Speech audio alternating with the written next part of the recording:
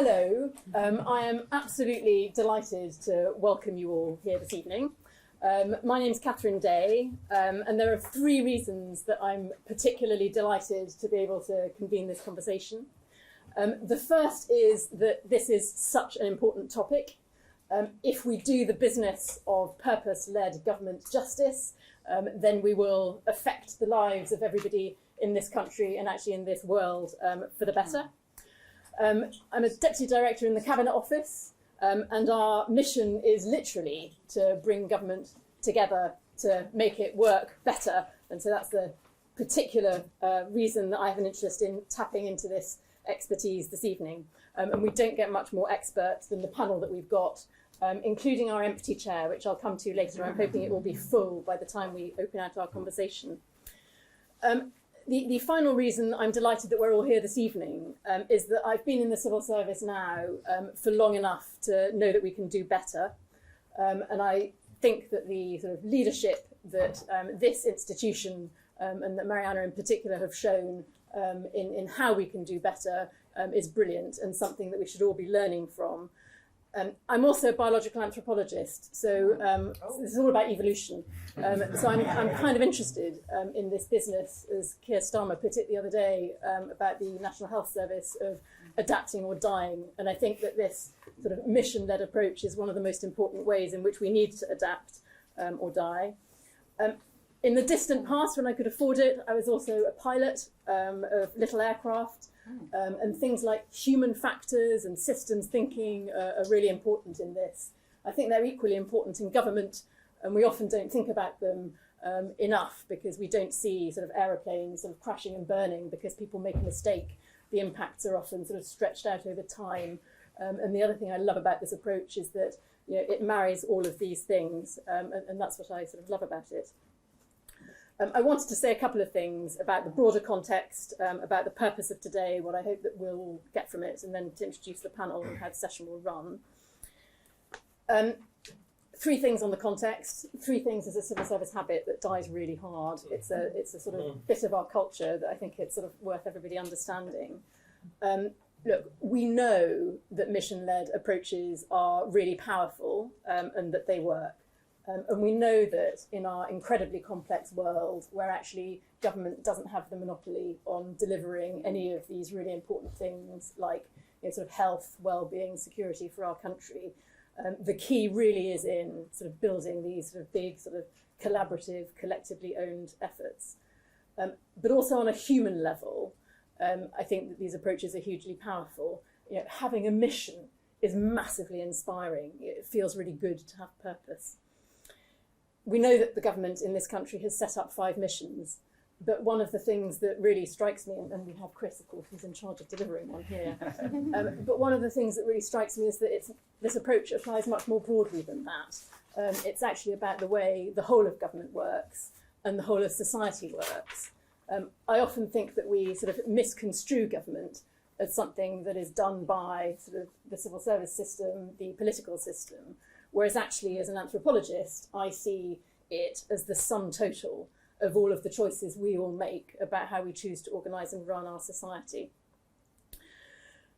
The second thing that we know about all of this, then, is that we're not applying these approaches systematically.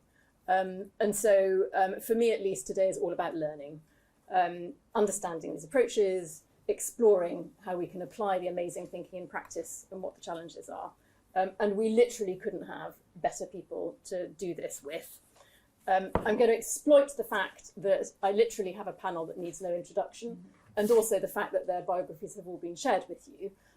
So all I would say, Mariana, you have shaped this agenda.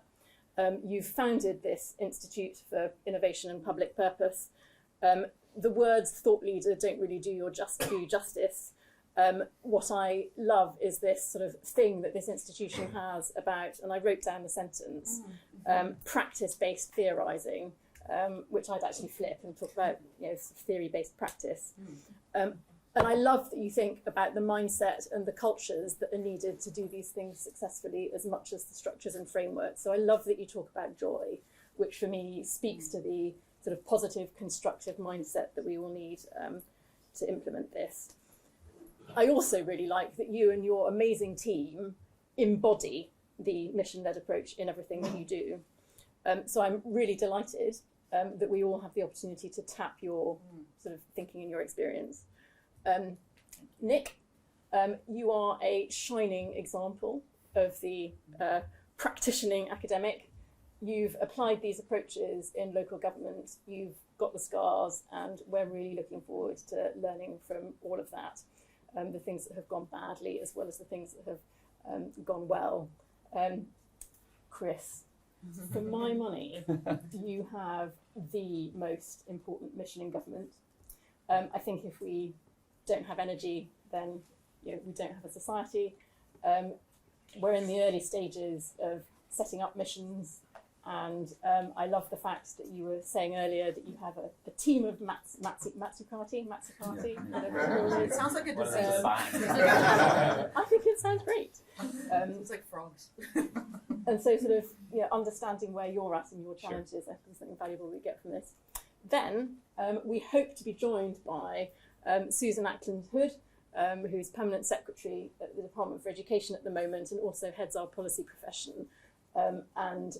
We couldn't really have anybody better to sort of give us insights around how government works at the moment and what the big challenges are for changing our culture and our capability. That is quite enough for me. So I'd like to hand across really to you, Mariana, and ask you to sort of open out the conversation by explaining a little bit about what you mean by mission-led government. The more you talk about space from my point of view, the better. Space? Space, missions. Okay. Which I think are a sort of great embodiment of all of this. No, I'm joking. That was the thinking that you've done all this generally is great. But just take us through your thinking. And we do have a Susan. I'm so sorry. Susan, It's perfect timing. Basically, hasn't quite had through Central London for a while. Sorry, Sue. you'll be relieved to know that we're coming to you last. Marianne is about to kick off by explaining all of the thinking that we're about to learn from and pick her brains about. So Marianne. Sure. Well, thank you so much, Catherine. And also thank you for hosting and organizing the workshop we had actually at the Camden office a couple months ago alongside my wonderful chief of staff. So I think the first thing is to say that we shouldn't all be smiling. We should feel a bit kind of edgy and uncomfortable with this concept of missions. It actually means really doing lots of things differently. It means, I often say, doing capitalism differently. Because what is capitalism? It's a form of relationship between different types of actors in the public sphere, which we have often dismissed. That's why I wrote The Entrepreneurial State back in 2013. We wouldn't have Silicon Valley without public investment. Everything in your iPhone that makes it smart and not stupid was actually publicly financed. And missions mean doing business differently, but especially doing public and private sector relationships differently. And I love the fact you're a biologist, because I often say that biologists are a bit more serious about these issues than economists who like to talk about things like ecosystems. Talk to anyone who does innovation economics. They'll talk about innovation ecosystems. And a biologist would, pause a bit and say, what kind of ecosystem? Is it predatory? Is it parasitic? Is it symbiotic? Is it mutualistic? Is there a reciprocal relationship? And they actually have measures to hold the system to account. And I think what I would love, if not only this event, but also potentially the applied learning, which Caroline here and Bridget back there in the fifth row are thinking about. So the retraining, I don't want to name Che Guevara in the first kind of minute here, but he talked about a new man, a new woman. We can't have transformations without that change in mindset, right? The change in culture, the cultural innovation we need, and what does that actually mean for the new curriculum that we require to kind of help think differently. And what's great about the Institute, and part of this is also welcoming to this building, and this feels very much like Sorbonne 1968, kind of sweaty. We have Jean-Paul Sartre here. Love it. That's why universities are wonderful. The great thing about being in a university and thinking about this is universities also teach, right? But what we teach is often old school.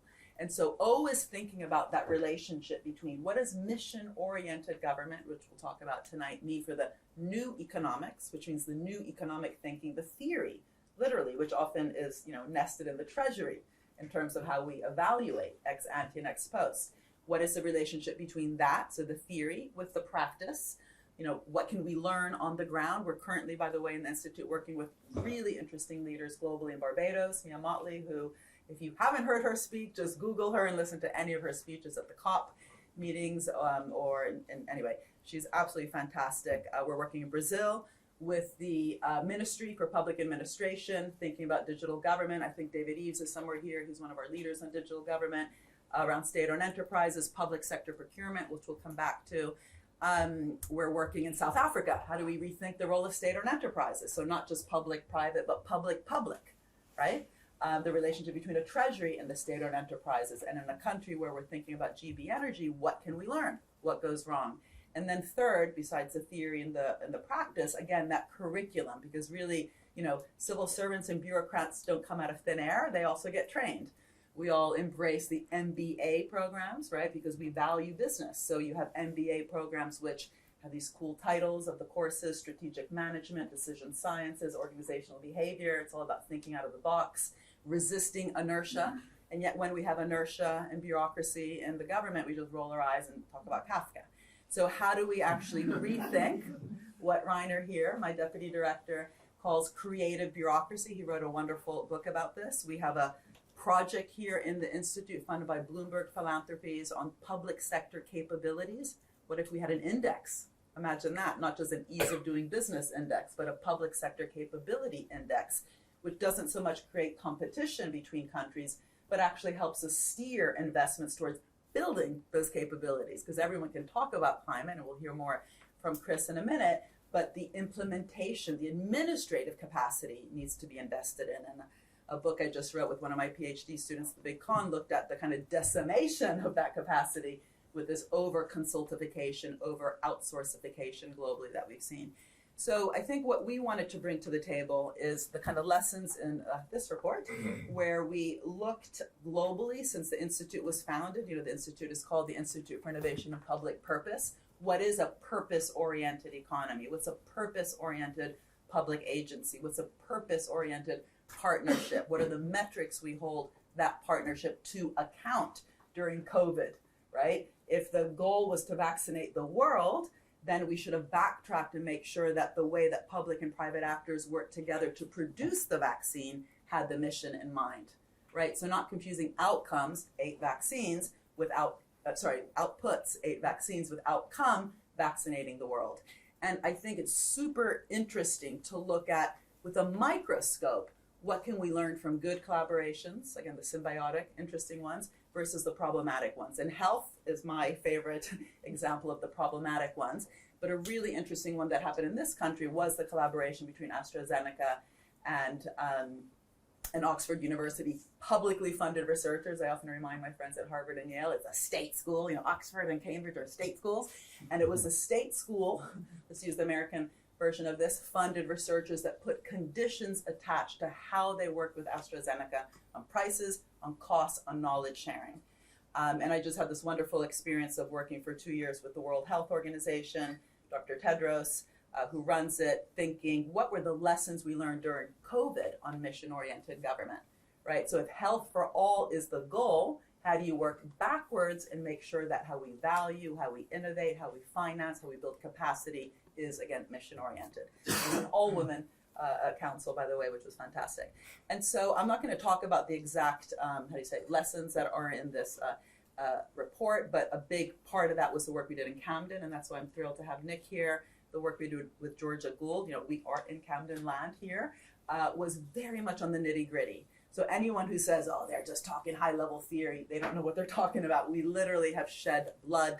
Our nails are quite, actually just had manicures, that's not true.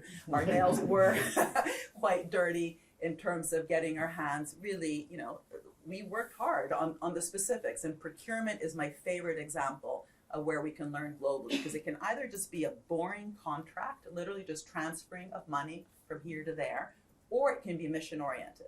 And in Sweden, a country we've worked very closely with, a specific organization in Sweden, Vinnova, which is their version of DARPA, it's an innovation agency.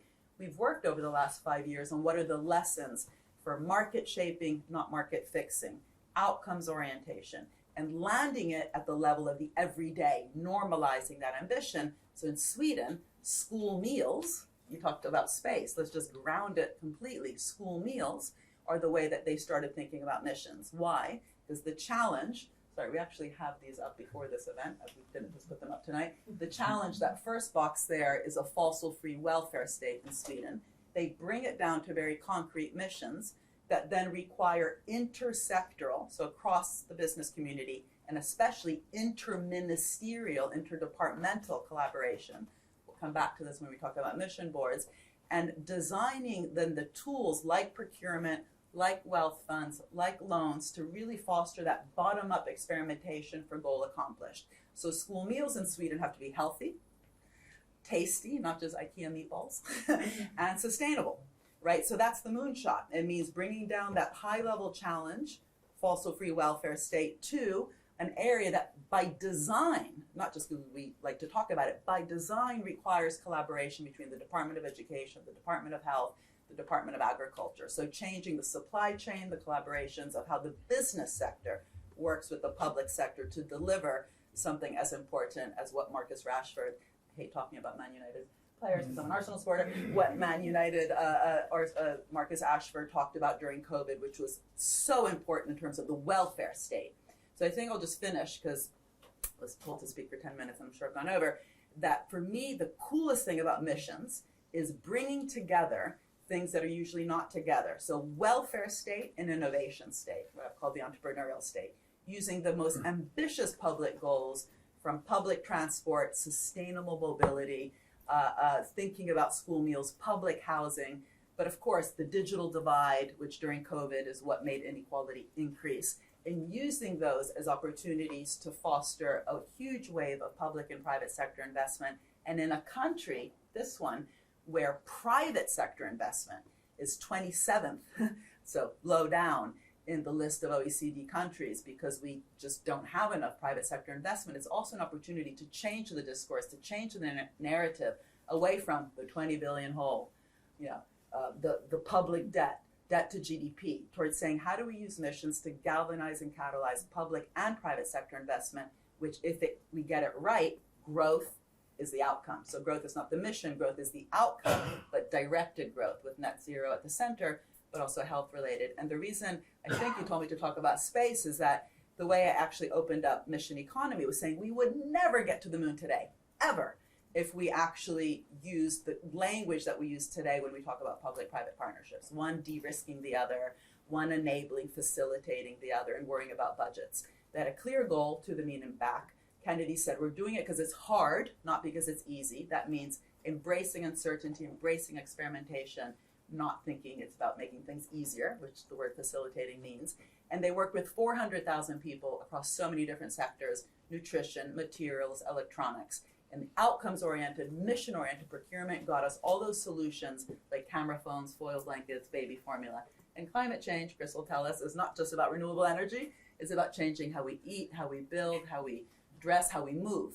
So using this approach in a very local, national, regional way, learning from global lessons, also what goes wrong when it gets siloed around one sector or one minister who just uses it as a pet project, is what we really also wanted to kind of bring out. So thank you very much. Thank you. Mariana, before I completely let you stop talking, Yeah, I could go on forever. I'm conscious that your two reports, which Yes. are great, cover the global level and cover the local level. And we kind of feel a little bit like the missing link, the sort of central government, national level thing. Now, bearing in mind that we're in this sort of packed tiny room here, but there are also lots of people from our central government joining us online. I'd like to get from you, what would be the one thing that you would like sort of everybody working, particularly in central government, it doesn't really matter, to take away and do differently to make this sort of thing possible? I'll say one obvious thing and one not very obvious thing, and that's going to definitely be something I hope that Nick can pick up on. The obvious thing is missions have to sit above any department. It has to be interministerial, interdepartmental, but also intersectoral. Missions are not about, like, the NHS is not a mission, growth is not a mission, renewable energy is not a mission. net zero emissions, again, we'll hear from Chris, require all sorts of different sectors to work together differently, but also different departments. That's why in Brazil it's so interesting, where the ecological transition mission is actually hosted in the finance ministry, which then starts to work with others. What does it mean for health, education, and so on? The non-obvious thing is that something I have nothing to teach, just to learn, and I really learned about it at the local level, is that unless we think creatively about participation, about how people who are voting in ways that maybe we think are problematic, whether it's Trump, whether it's Brexit, whether I'm Italian, British, and American, so don't ask. But anyway, all these three countries have had their own issues recently. Those are not stupid people, right? Lots of people have been left behind, even by progressive, those who like to call themselves as progressive, politics. So how do we not just have some sort of consensus building and tokenistic, bring that community to the table, but in some cases where it's possible, really have what sometimes is called co-creation at the center of this.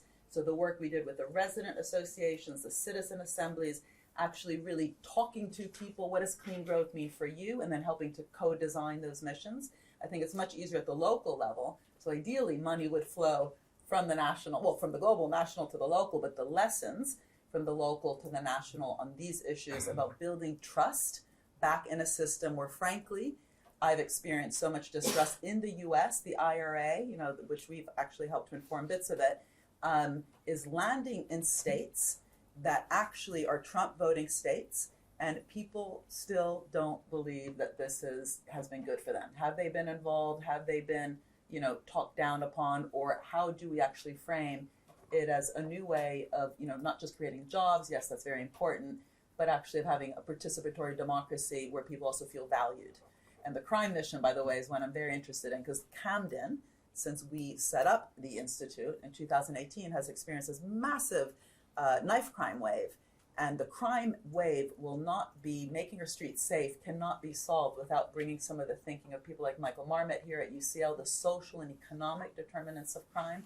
People whose own lives, if you don't feel like your life is valuable, then someone else's life is not valuable. So how do you, look at building our streets and making them safe as an opportunity to really make people feel valued? And that just requires a whole set of issues which economists, to be honest, don't know much about. Thank you. You've done my job from beautifully, and you've teed Nick up amazingly. Nick, you've applied these approaches in Camden. How has it gone? What have you learned from them? Your top lessons for central government for us all? My fingernails are quite dirty. I guess my sort of role on the panel is to bring a bit of kind of practice wisdom, because I think Bit of reality. one thing I would say is that missions is a practice. It's an applied approach. It's embedded in public value organisations and systems. We're probably about 2.5 years into the journey of delivery in Camden, but I've been working with Mariana and a team for much longer than that on. Can you speak up a little bit for the people at the back, please? Yeah, is there anything we can do with the microphone?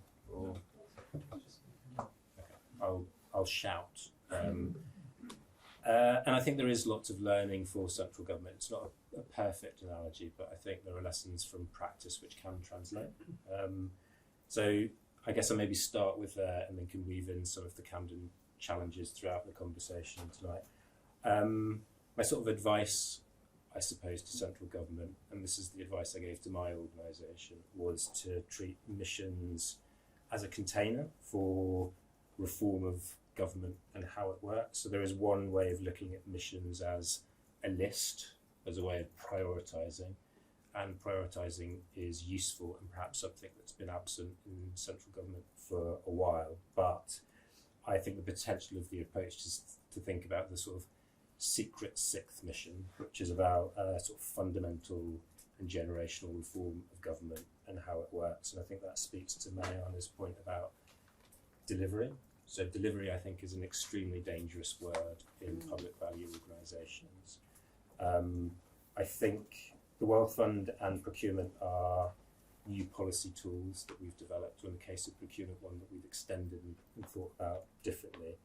But really the missions has been a way of us fundamentally reworking the kind of capabilities of our organisation. So from data, strategic design, participatory practice, to the way that we lead as an organisation as well. And so I think for central government colleagues, I think it can become like a vehicle for some of the changes that I think we acknowledge need to happen in central government kind of practice, but also as a way of sort of leapfrogging some of the debates about civil service reform, which have actually kind of lingered on for 60 years. So how do we try and solve those, but get beyond to the sort of internet era capabilities that we need in the mid-21st century? So that means focusing on some of the code and wiring of government. So I'd encourage colleagues to lean into things like procurement, learning development, the functions and standards of government. Some of the things for which there aren't necessarily political incentives from ministers and secretaries of state to pay attention to, but which I wouldn't assume people don't intuitively understand that ultimately that impacts on delivery and the politics that they do care about. I think a key lesson from Camden has been about leadership. So missions require like enormous leadership attention. And I think if you accept the premise that missions require you to reform a set of sort of prevailing logics and patterns of behaviour, some of which are like centuries old, then the leadership task of moving the dial on those is very, very substantial. It requires you to think about how risk is held in a completely different way to create psychological safety and empowerment for teams. And it's very demanding of leaders at the top of the system, sometimes just on an emotional level. It's really, really, really difficult work, and it needs to be named as such, and it needs to be supported. So Camden's journey hasn't just been the case of having two mercurial women leading it, Georgia politically and Jenny, our chief executive. It's also been their investment in time and effort of their teams, the people they've brought in to support people to think about their practice as leaders.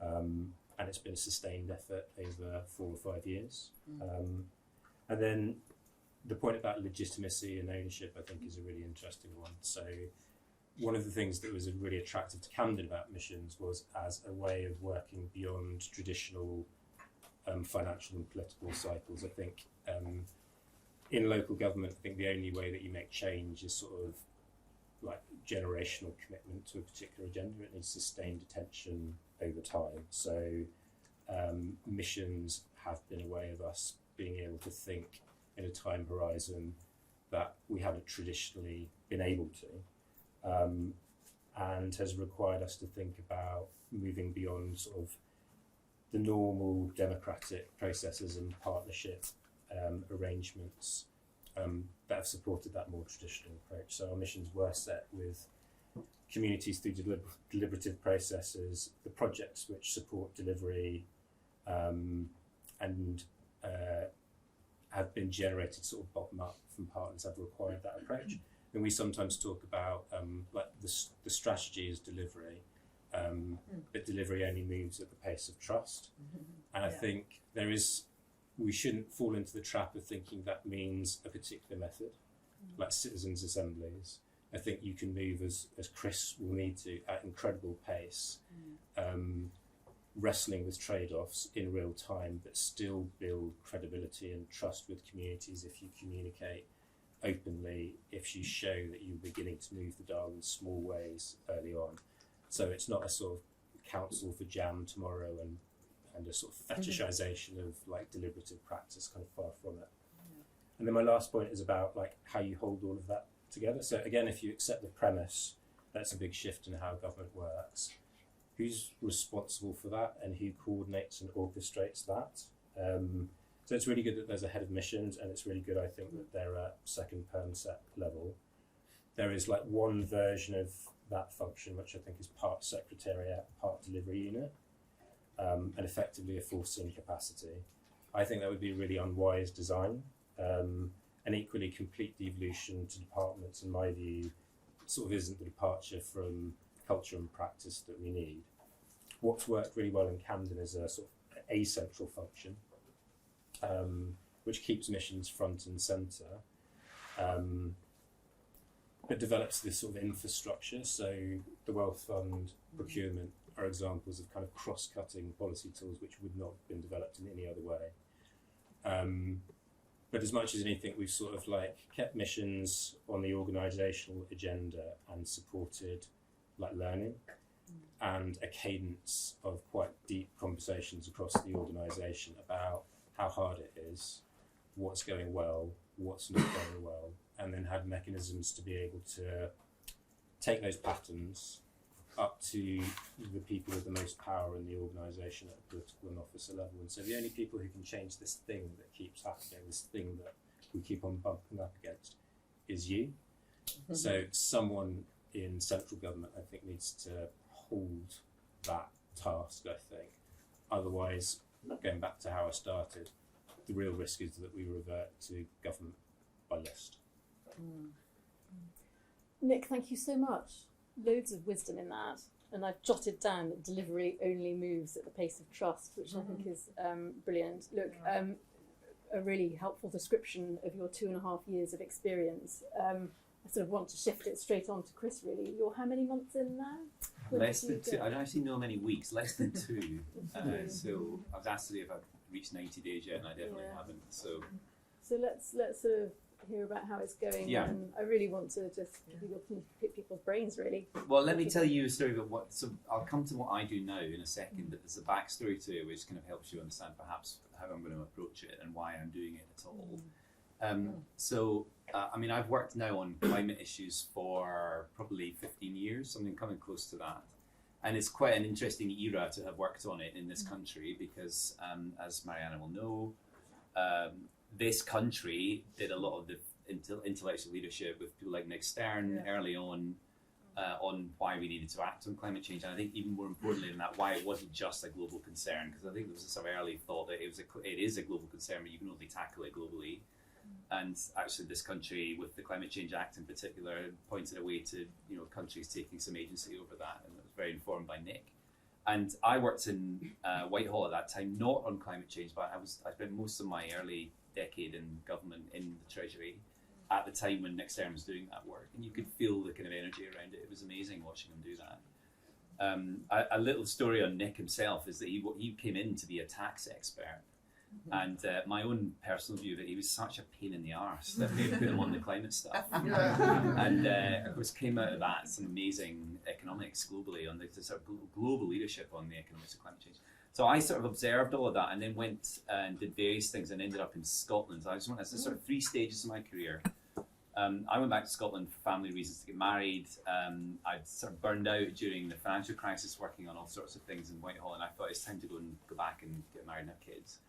And went back very happily to work in the Scottish Government and led a bit of the heart of the Scottish Government that looked at they call it the strategy unit. But I went to the energy brief in the Scottish Government because I knew about the economy, and it was the big challenge in the Scottish economy.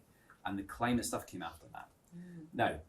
Now we get to the interesting thing, I think, from my perspective at least. If you want to do something about climate change, you've got to do something about the emissions that cause it. And you can create this thing that we call a carbon equivalent. So CO2 essentially is a really important metric. Basically, we've got to go from the amount of emissions that we have today to something much lower in the future. And what's interesting about carbon as a metric is you can look across the economy at how it's produced. So in Scotland, the devolved government doesn't have all the levers. You can still do that job. It's just about the right size that it still makes sense to do that. It's harder when you're at local authority level to do a similar exercise. But that's what we did in Scotland. So there was a Climate Change Act in Scotland, and I sort of set up this idea that we needed something that you would probably call carbon budgeting. We didn't call it that in Scotland, but basically you could allocate the carbon across the economy and then basically make ministers in Scotland responsible for doing something about that. And the idea was that we would try and present to them essentially a kind of modelled view of what could be done, put that to the Scottish Cabinet, and in my naive view, I thought they'll come to a sensible conclusion of what to do about that. And it turns out they don't, right? So that's not how politics works. They say, not on your Nelly am I going to do that to the housing stock, or yeah, you're going to do it. So what you eventually get to is something that they sort of wrestle with, basically, which is a set of pathways to a goal that are largely determined by the strength of the voices around the table. So if you've got, and this by the way is not where we ended up in Scotland, so I can tell you this is very much an example rather than a reality. If you've got a weak transport secretary, and a very strong housing secretary, and what you get is a sort of low ambition housing trajectory and a very high ambition transport trajectory, and of course then the cabinet presents that to the world as the outcome of a political process. So I sort of learned in that you can do so much with politics and numbers, but actually you need to do more, I think, to steer them towards what has to actually happen. So that part 2 of my story is I moved to an organisation called the Climate Change Committee, and it's the sort of the body that oversees the progress the country is making on climate. It gives the advice on the targets that we have in this country on climate for the whole of the UK. And I came into it very much with that experience, and I was very determined that we needed to paint a more optimistic, deterministic view of what needed to happen in the country. At that point, we didn't have a net zero target, so one of the most important things that I did in that job was start building the case that we needed to go further than the present set of targets. And this first sort of mission of net zero came out a lot of that. There was this real energy around, and enthusiasm to go further at that time. You might remember Extinction Rebellion at that point was a very sort of a popular movement in the middle classes. There was a whole kind of push towards wanting to do more on climate. And we filled that gap with the highest quality analysis. I had a wonderful team doing amazing stuff, showing you that you could hit net zero and explaining what that meant, but also doing the thing that I'd learned you couldn't do in Scotland, which is not leaving it solely to politics to determine how you got to that. And we did lots of work. It's quite interesting on that wall. You can see some of the kind of issues that we would be dealing with. So how do you hit net zero? Well, you've got to do something across the whole economy. And yes, there are choices, but the choices are constrained. Now, my time at the CCC was marked by that increase in ambition, but towards the end of it, those of you who have heard me speak, you know I was frustrated. We were not making the progress I thought we should as a country.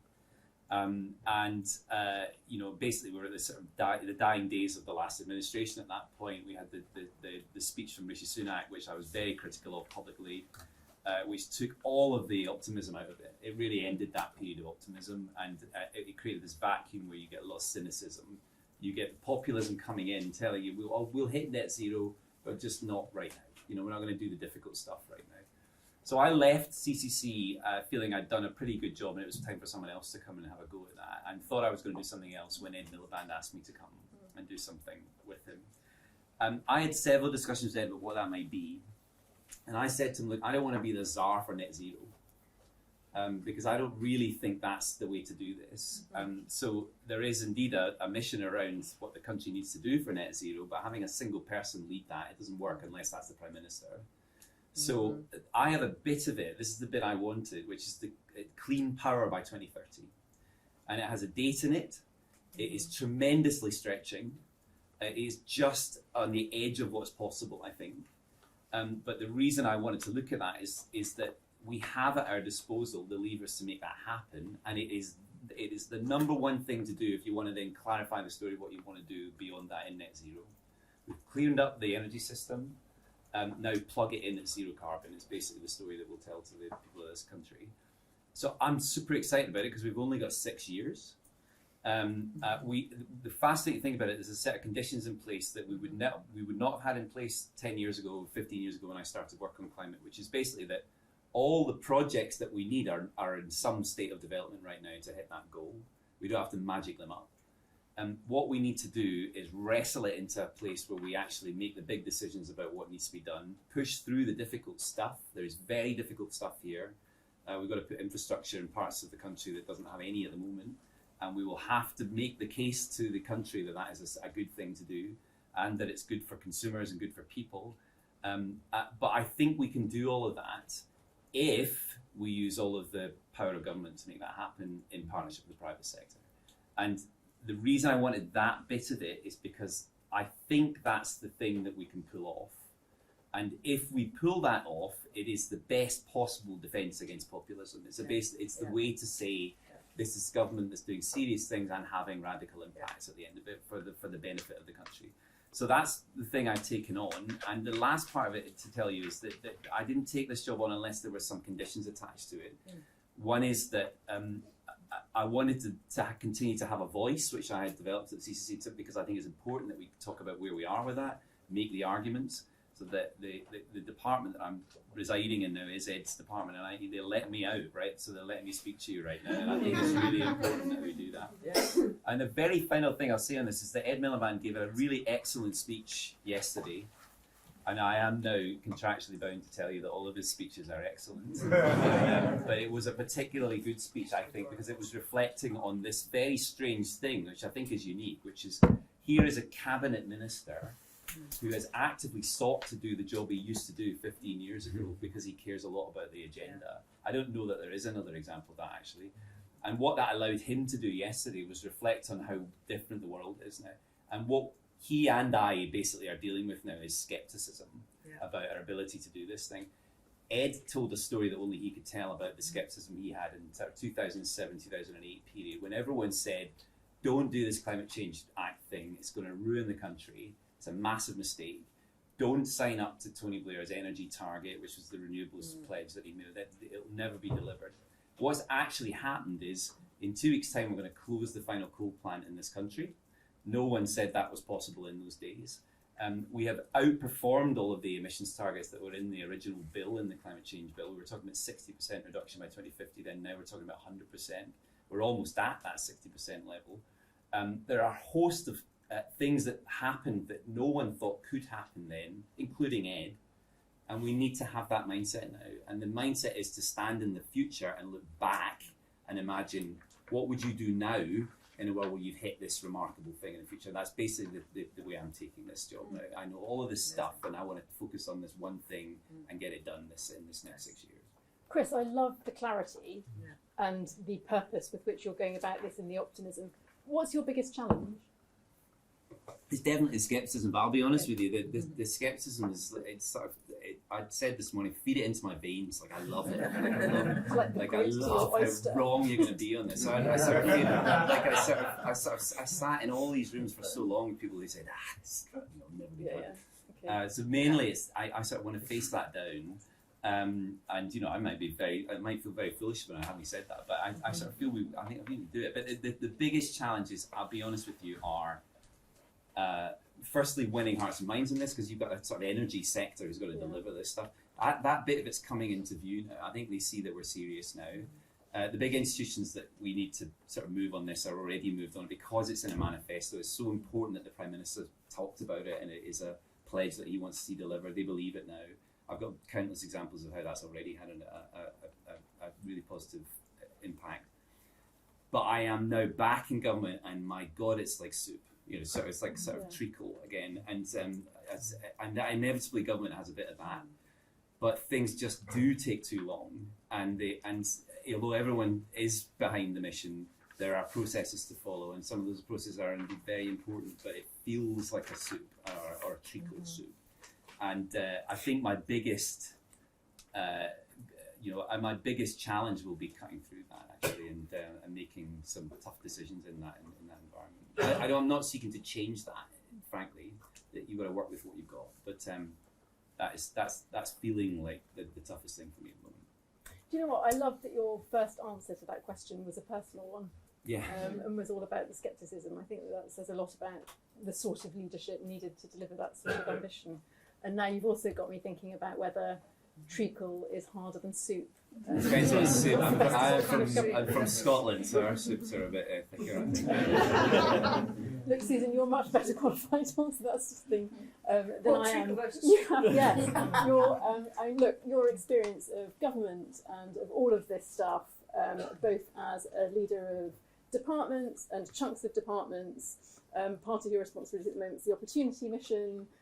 You also lead our amazing policy profession across government. So I'm kind of interested in your reflections on all of this. And what we in government see all of the time is this constant process of adaptation and so on. And I'm interested in what it looks like for you. How well set up are we to work in a more purpose-driven way? How are we going to turn that soupy treacle into, I don't know, what would be good? Fresh air, alpine air, sort of energising, turn it all around. Sticky toffee pudding. Right. Energise the nation. I'm going to be quick because I think it's really good to get on to the Q&A bit of this. So the question that was written down here was, do you think the civil service is structured in a way to deliver mission-based policy? What does it mean for governance, policy-making skills, culture and capability?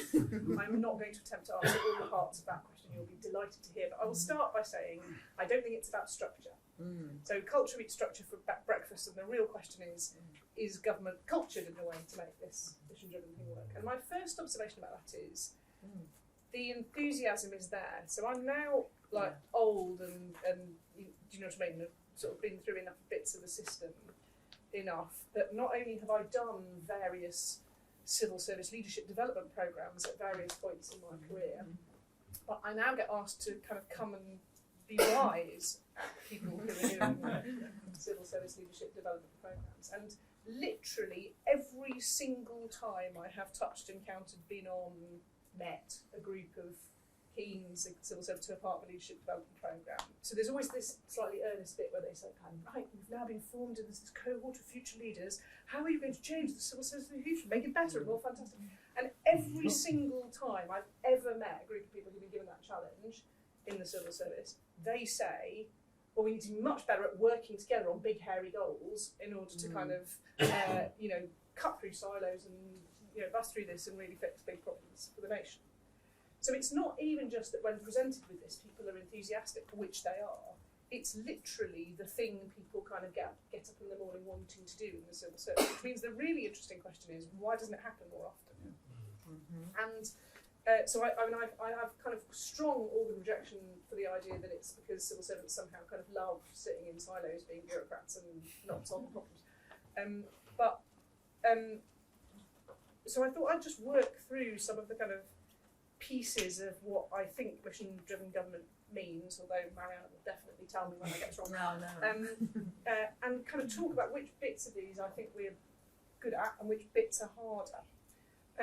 So the bit where we set big hairy goals, I actually think you can think of quite a lot of examples in the past of people seeking to set those big hairy goals. I think what's interesting is sometimes we set big hairy goals and we achieve them, quite often sort of slightly to people's surprise. By the way, we often also completely forget that we've done it. Or kind of, the past gets reinvented as like, well, that obviously wasn't that hard then. And the times when we set big hairy goals and they rapidly become believed to be so impossible that they cease to drive any form of activity, engagement or action whatsoever and sort of exist in this kind of... And so I was thinking back through sort of some of the examples. I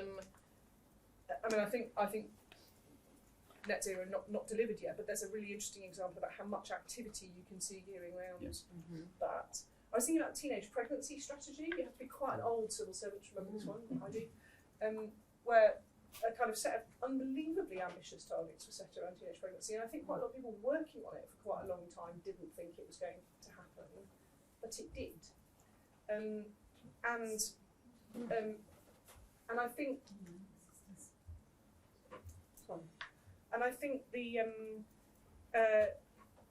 but as I say, I've also lived through the setting of, the whole load of big hairy goals set as part of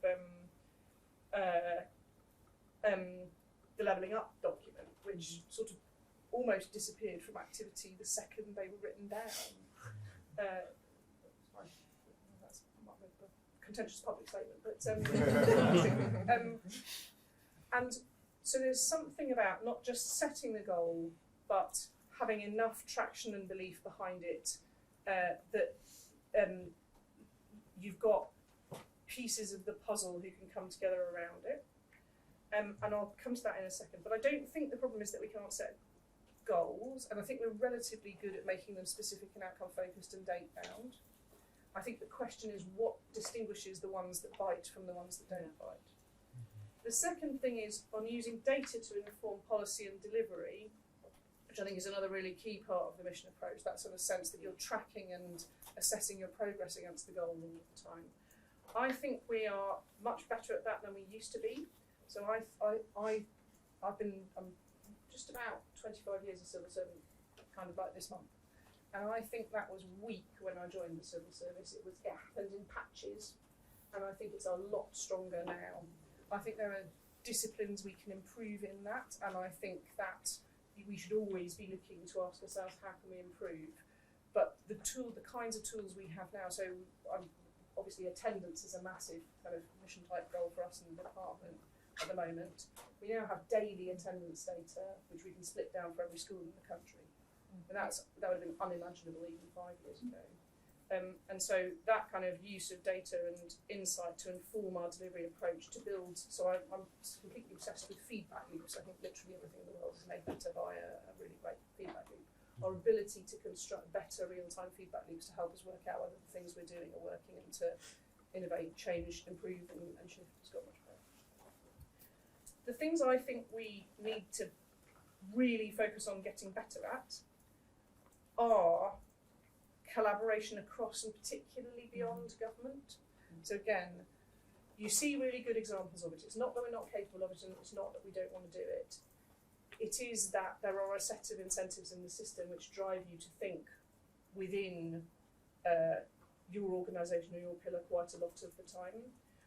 I have this thesis that the thing government is worst at doing collaboration on is not things where departments have opposing incentives or profoundly disagree. I actually think government's quite good at sorting out disagreement. We have a whole set of mechanisms for when Department A wants to do thing one, Department B thinks that's a terrible idea.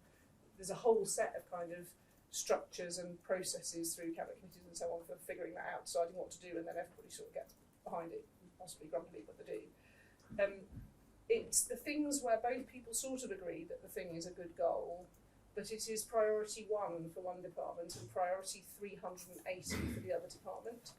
And those are the things I think it's really difficult to move on. So there isn't the process for agreeing that it's a good idea is irrelevant because everybody thinks it's a good idea, but the activity needed to invest time and effort and money and make compromises and the trade-offs that you have to make when you work across those boundaries is incredibly hard to get out of an organisation that's saying, oh yes, no, we'd love to work with you on that, that would be great, but just not right now, not quite the priority, not quite where the money's going to go. And so I think we have to think about what our mechanics are for more quickly surfacing those things where there isn't overt and obvious disagreement, but there's a misalignment of priority. And I think missions as a construct, as a way of doing government, can actually really help us with that, because they allow that labelling of something as a priority beyond departmental boundaries to say it might not be your top priority, but it's government's top priority, so get with the programme and join it. And then I think that beyond the government walls bit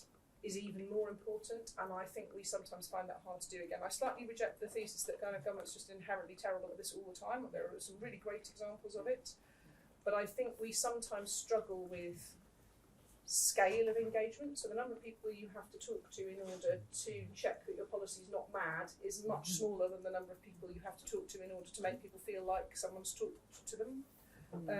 Often by a factor of thousands. And I think we're quite good at doing the first kind of talking to people, and that then nobody feels like they've been consulted. The kind of sense that the engagement and the collaboration is not just to work out if your policy is the right policy, or indeed if your delivery is going to be practical. It is an activity in and of itself. It's about recruiting energy, enthusiasm, commitment and investment, I think is something we need to keep building. We do have some great tools for this in government. Policy Lab, which is sort of hosted in the Department of Education but is available to the whole of government, can help you if you're a public servant thinking about how to do this. There's some brilliant tools, not just the full fat citizens assembly, but a kind of range of scale tools for doing better deliberative engagement. And I also think, Arianna, your kind of challenge, which is that we sometimes have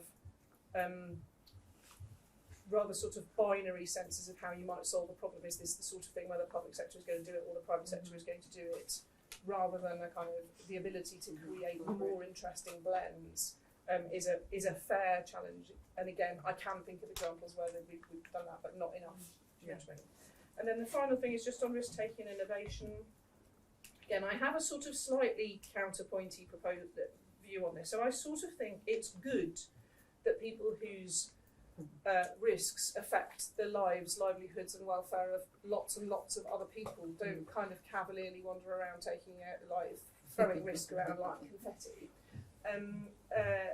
Do you know what I mean? Your appetite for that when you deal in other people's existences should be different from the risk appetite you have if the biggest consequence of your risk going wrong is that you make a bit less money than you thought you were going to make when you started the process. But I think it's misplaced to think about how we help civil servants be more risk-taking. I think the key thing is thinking about how we help civil servants learn how to create structures and processes that manage risk well, which then allows you to sensibly take more risk because you know you're going to be able to handle and address the consequences of it. And that is things like test and learn approaches back to the data and the feedback loops, things that allow you to take bold but relatively small steps in which you can test whether what you're doing is working quickly and course correct rapidly.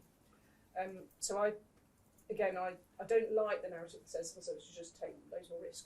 I think it's about becoming much more sophisticated managers of a risk environment that then allows you to sensibly and in a managed way take more risk and do bigger and bolder things. So I think we've got lots of the skills in the civil service we need. I think it's about putting them together differently and better. I think the missions approach that we're taking is really exciting. People are really energised by it. It's great. I think our sort of big headline missions probably don't entirely meet Mariana's definition of what a mission is. But so again, I'm talking about the opportunity mission in some detail, and we also have a massive contribution to make to growth as well through skills.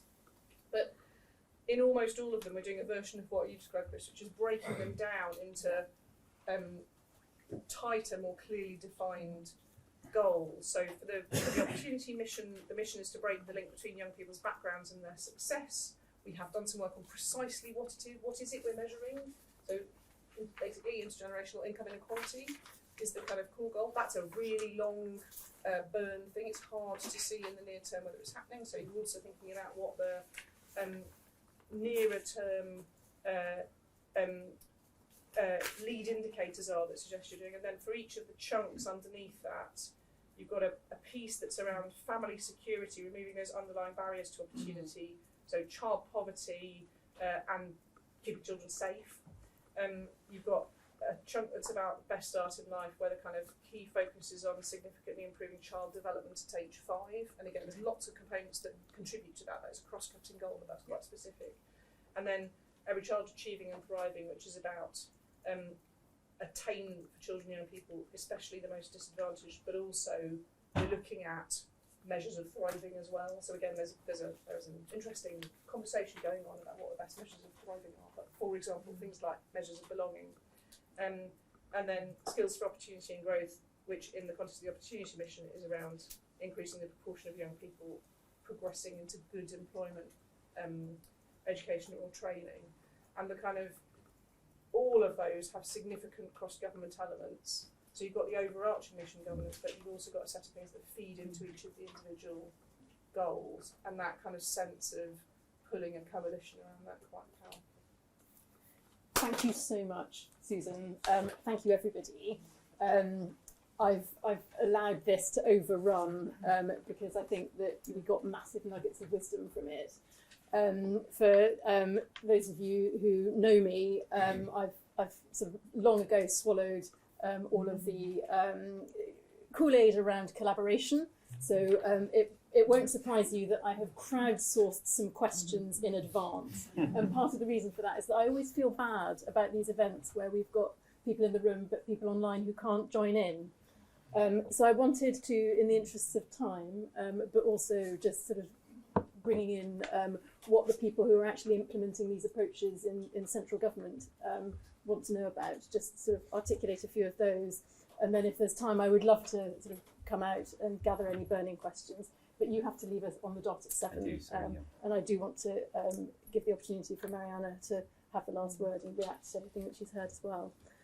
So my 2 questions for everybody on the panel, you can pick one or both of them and a sort of short, sharp answer. What is the single biggest thing, Mariana, you probably already answered this earlier, that you would like everybody in government, in sort of delivering with purpose, to do differently or to sort of learn differently in order to bring all of this about? And secondly, your thoughts on what we need to do to get this collaboration beyond government going better, collaboration across sectors, and a lot of people asked in particular about the media and the shifts that we need to see, not just in government on this, but also in other sectors, and whether there are ways in which government can help with that. So, single biggest thing, and actually practically how we do that collaboration. I'm sort of looking at the people who've done it before and who have great academic expertise to... Shall I say something? I don't mind kicking off on that. Just go back to the net zero thing, which I know best, of course. The single biggest thing is, Marianne and I were just talking on the way down the stairs, actually, it's probably actually to not talk about climate. So I would like to reframe it in a more positive sense that meets, I'm thinking particularly about my current role. We have these mission boards, as you will know, that are a collection of cabinet ministers around the table talking about the various missions.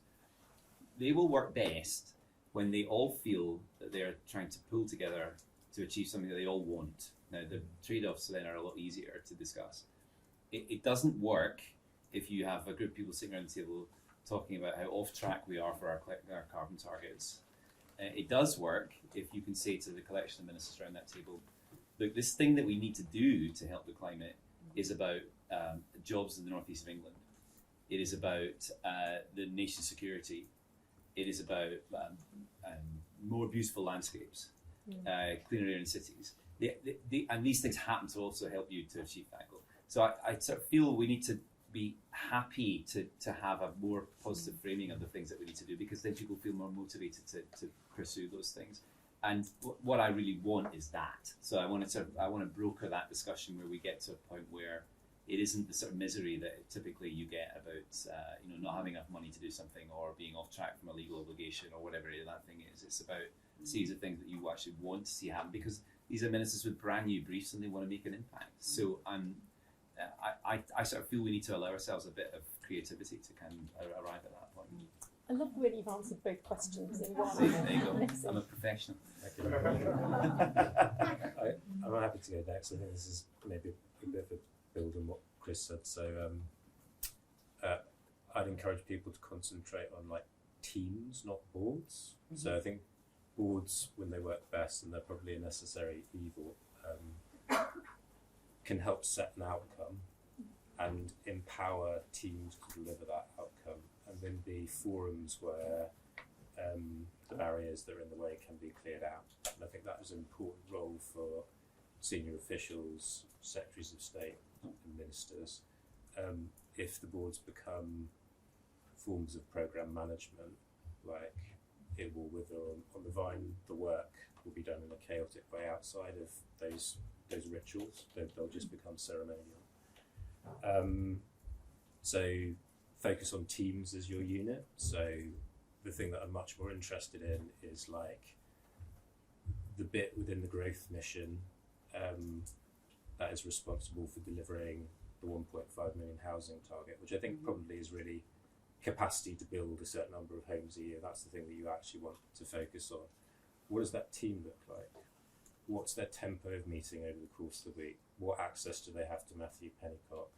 Who is in that team? So civil service policy steward, absolutely. But is there a planning barrister in that team? Is there an ex-local authority chief executive? I was in a conversation with a really well-meaning colleague from MHCLG a few weeks ago who was telling me about a conversation that they were having with a colleague in Treasury about one of the planning targets within the growth mission. And the conversation goes back and forth between these two colleagues, then down to the network of the individual within local government, and then back up. This process takes weeks. It's a conversation that we had in 15 minutes with the right people in the room. You can solve the issue in the room within a couple of days. So the composition of those teams is really, really important.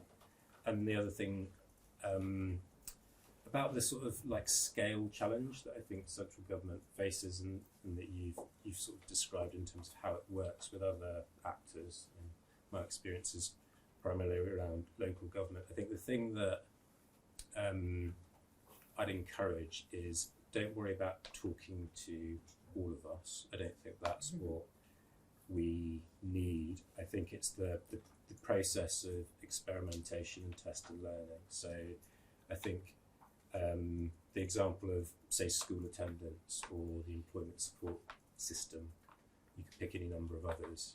Essentially, you have like 300 laboratories of practice across the country, not understood as that, and with experimentation happening all the time, but in a fairly undisciplined way, with no clear channel and audience. But the potential aggregate of seeing all of that as an experimental capacity that the whole of government can draw on, with a named role for colleagues in place, I think could be incredibly powerful. We had examples within COVID of things like test and trace, where there was daily rapid experimentation and learning. The thing that it failed at was that it was tended to be quite kind of contained within fortress central government. But if you replicated that approach and did it in a more porous way, I think the ability of government as a system to learn, scale up would be phenomenal, and it is that type of capacity that we need to unleash, because the fiscal resources don't seem like they'll be there. Marianne, I'm saving you for the last word. But I was going to disagree with Chris. Oh, you better disagree then. That's Go on. Is that okay? No, I mean, I totally agree with the joy, and I think that's a huge issue. So changing the rhetoric from, a big hole that we have to first fill, and then we can do, the happy stuff. I think that's, maybe we can come back to that in terms of budgets. But I don't know any country that has, or region or city that has tackled successfully jobs, productivity, growth, even opportunities by talking about it in that way. If you have to invest in order to achieve a goal, and then what that goal is, in a generic climate way, it's not going to work. But if it's, really specific, and that's the whole point about getting these moonshots to be interesting and inspiring to people, that they can actually remember what the hell you said after you said what the goal was, that require public and private sector investment, and others, is not just public and private, that require a new contract, then lo and behold, all of a sudden you need the investment, you need the training of the workforce, you need a new type of collaboration, growth, productivity, all these things are outcomes. So not confusing outcomes with the goal. And this is where it's not about being pedantic, like, oh, Mariana's missions, like literally that mission map, if we can do it that way, and there's other ways to talk about missions. So this is not about, the way to think about missions, but the mission-oriented industrial strategy, mission-oriented innovation policy, if we can design it so you begin with the challenge like climate, but we don't have to talk about it, but the mission is related to net zero, which then requires by design that new partnership. Then investment will happen, otherwise it won't happen. And in Germany, which is not perfect, none of these examples are perfect. It's just about learning about something specific that happened in a country or in an organization, because they were very clear about what their energy-related mission was. The way that the public sector loans in their public bank, called the KfW, interacted with the private sector, in that case the steel sector, had to be mission aligned. And that's why they have green steel, right? So the loan from the KfW was conditional that the steel sector lower the material content of production across the whole supply chain. So they did it, not because they went to Davos to talk about purpose, but because they had to get €1 out of the government. And this idea of conditionality, which we've been writing and thinking and working on a lot around the world, including in the US with the CHIPS Act, in this country, I think from my experience, it's one of the worst. And it's not about bad and good, but it's something we should learn, how can we do it better? So during COVID, we gave $600 million to EasyJet, no conditions attached.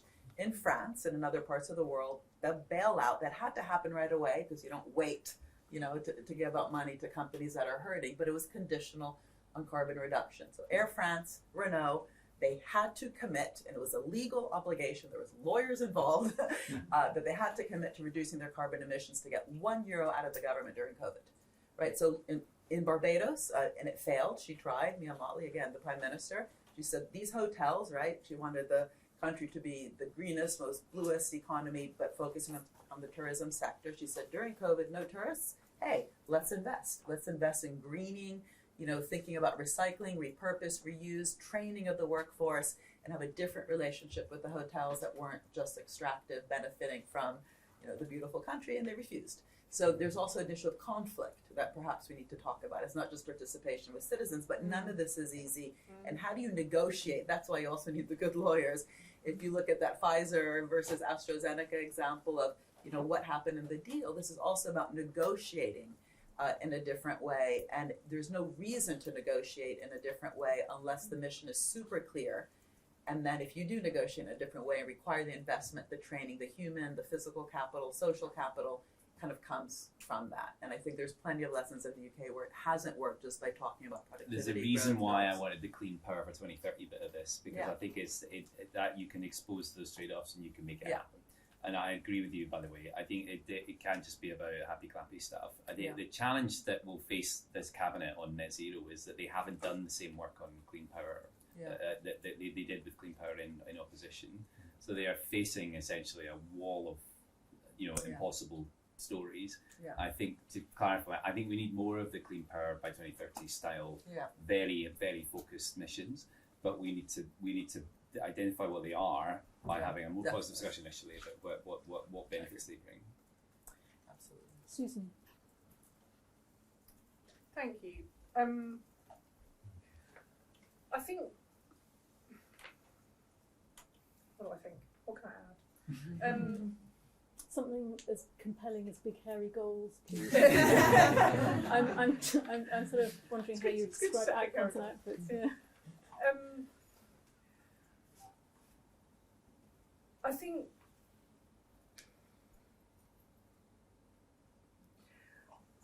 I think we have to. So the single thing I think people need to do around this is. There's something about, because it's really interesting. I want to say you have to believe it's possible, but I've seen people do things that they weren't sure were possible at the beginning. I think, and I think you have to believe it's possible slightly risks people setting goals that aren't ambitious enough. But there has to be, people have to hold that sense that you don't focus on the things you haven't got or you can't do. You keep asking the question, okay, well, what can I do? And I mean, the one thing. So I come back to my question about kind of when you set those big hairy goals, which ones work and take and which ones don't. And there's an active conversation going on at the moment about kind of, so in the opportunity mission, for example, we're pretty clear about what those. So I described some of them. What the areas are we want to focus on. We're now at the stage of saying, okay, how much and by when? So what are our kind of metrics? And there is a conversation going on at the moment, which is, do you set those numbers before you know the outcome of the spending review, or after? So in favour of before, set the number, make it massive, and say, well, now you have to give me the money through the spending review. In favour of after, really massive risk that people take the big number and then don't give you the amount of money that you think you need in order to deliver it. And I mean, that, like, I've definitely lived through that before. And the goals that don't take are often those where the kind of big hairy goal is set, and it's so far from the kind of resource and capability made available to deliver it that the credibility gap is unbridgeably large. But the most exciting things I've ever been involved in were those where there was still a gap, there was still a piece you didn't know how you were going to bridge, a chunk that you had to go away and be innovative to work out. And a whole load of the benefits that come, I think, from your kind of philosophy are not the areas where you very, very carefully set a goal that you know exactly how you're going to meet before you start and have all the pieces, because you might well achieve the goal, which is good, but you don't get the kind of innovative benefit that comes from the kind of stretch and challenge. So I think all of that translates into and I talk about this quite a lot when I talk about learning and development. I talk about trying to live in the zone of manageable discomfort, because that's where learning happens. So if you get too far, if you get too uncomfortable, and you sort of disable yourself, and if you're not feeling some stretch, some of that manageable discomfort, you're not learning. And I think there might be a parallel to that. So find your goal, your zone of manageable discomfort, both in life and development and in the goal you set, and try and make it sort of like bridgeable but not easy, because that's what gives you the extent. I'm scribbling down zone of manageable discomfort. I love a zone of manageable. It's not. I don't think it's as good as big hairy goal, but we can pick that up later. I'll keep working. I wondered whether there was something in what you were saying though, because you were making me think. Do we need to make government and sort of how we organise ourselves to do these big things more inspiring? Then do we need to And you sort of were talking about how you. I know, I do too. But but it was what you were saying about having to believe that it's possible and the mismatch. And I wonder whether it's about believing actually that it's really necessary and really important. And I wonder whether that's the inspiring thing that galvanises. But Mariana, look, I'm going to give you the last word in a minute, and Nick, you want to come in as well. What I am going to suggest is that we overrun for people who would like to overrun and are able to overrun, but that we make it possible, Chris, for you to sort of like leave at 7. So I just wanted to do a little bit of wrapping up, because a couple of things have leapt out at me sort of incredibly clearly from all of this. And the biggest thing is that what we're talking about here is just all about culture. And I'm sort of slightly entertained by this, because many years ago I worked across government to do this toolkit about improving our culture, and we called it Mission Critical. And I feel it's time, might be coming again, but that somebody else kind of owns the title now, and that we should probably collaborate on this. But look, you've shared some incredible lessons about what we can and need to do to create that shift in culture, not just in the layers of government that we've been talking about this evening, so local sort of missions, which is a new category all of its own, I think, central, we touched a little bit on global, but also sort of across sectors and sort of how we all come together around this stuff. I feel very strongly that this is the start of a conversation, and I hate sort of not being able to open it up and sort of saying no to people who want to come in. So I'm really glad that we have this collaboration going with the Institute for Innovation and Public Purpose. I'm looking forward to following it up. It is fantastic that you and your amazing team, Mariana, are looking at sort of offers around applied learning, and that we're working together on that. And I look forward to picking that up as well. The other thing I'm quite struck by is language, and how just even in this panel, where we've all thought about this stuff quite a lot, we're using completely different terms to talk about the same thing. And it sort of brings home to me sort of how emergent all of this thinking is, and how we sort of need more of that common lexicon. And you know, the more big hairy goals and things, the better. But I'm thinking about terms like, you know, systems and you know, sort of what we mean by culture and what we mean by collaboration and processes and so on. So let's do more of this. I also really love that we're doing this publicly. I think sort of more of that's really important. If we don't talk about government and the part that everybody has to play in it, then that sort of collaboration is not going to happen. And so this is a really good step forward. So thank you very, very much, Mariana, for your leadership, your incredible team for getting this set up and running, and for you for sharing your incredible perspectives, wonderful panel. And don't do anything, because Mariana, the last word is absolutely yours. Great. Well, first of all, there's wine upstairs. There's Prosecco. We never, with an Italian director, you don't just have tea and coffee. No, but just to say, first of all, thank you so much, Catherine, for leading this, and for also the kind of collaboration that we hope will be a cumulative one. But just to add a word beyond culture, because I think the risk is that then we think it's about this, not subjective, but that we can just decide to do things differently. The learning that we've had here is that, again, and it's not just us, look at Patrick Vallance, who's now at the center of government. He's talked a lot about this during COVID, that it's when things are considered urgent, surprise, surprise, wars, when we want to win a war, we actually kind of get it right. And it's terrible that we're living through many wars right now. When we had COVID and millions of people globally were dying, we woke up and remembered we can do outcomes-oriented, advanced purchasing agreements with vaccines, with PPE. In Italy, where we do nothing quickly, we were 100% reliant on Chinese PPE at the beginning. You'll remember a lot of the early deaths were in Lombardy. Within 3 months, because they used outcomes, mission-oriented procurement, we had 137 small and medium enterprises making all of Italy's PPE. So how do we normalize the urgency? How do we not have to wait for a war or a global pandemic killing millions of people to think in this way? And that's why, and it's not easy. I mean, all the really interesting insights here, but it is also, I just want to bring up the issue of care. Do we care? When we care about stuff, we actually then know to be honest, how to do it, and that's why we see your great point about let's actually learn from when we did it. Perhaps it's also when we just don't care, and how do we actually build that care by building that consensus, by catalyzing that public, private, and civil society collaboration. And this idea of conditionality that we've obsessed about here is about contracts, right? Everything we actually look at, there's a contract in the middle. Whether it's water rights, right? Water rights, there's a contract that the state gives water rights to the private sector, and yet 80% of industrial wastewater globally is not recycled. You know, it shouldn't just be a culture. It should be about a contract. So always mixing the idea of culture, of, as you say, not just risk-taking, but learning, actually seeing the public service as a learning organization, learning by doing. We wouldn't know how to ride bicycles unless we fell off.